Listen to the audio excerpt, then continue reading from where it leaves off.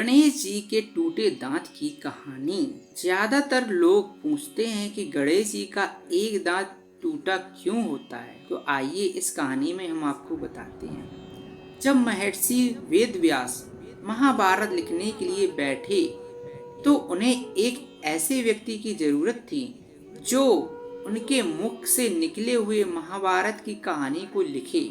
इस कार्य के लिए उन्होंने श्री गणेश जी को चुना। गणेश जी भी इस बात के लिए मान गए, पर उनकी एक शर्त थी कि पूरा महाभारत लेखन को एक पल लिए भी बिना रुके पूरा करना होगा।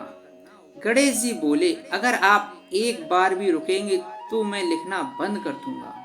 महर्षि वेदव्यास ने गणेश जी की इस शर्त को मान लिया, लेकिन वेदव्यास ने गणेश जी के सामने भी एक शर्त रखी और कहा, गणेश, आप जो भी लिखोगे समझकर ही लिखोगे।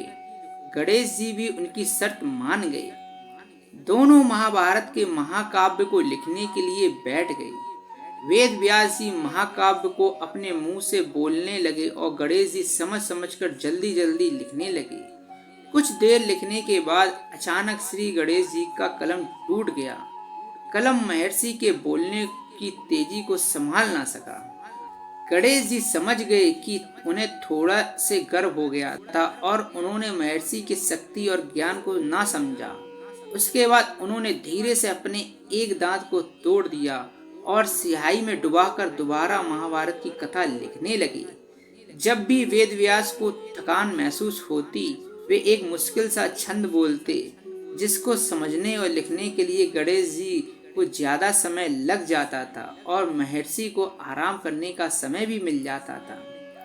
महर्षि वेदव्यास जी और गणेश जी को महाभारत लिखने में 3 वर्ष लग गए।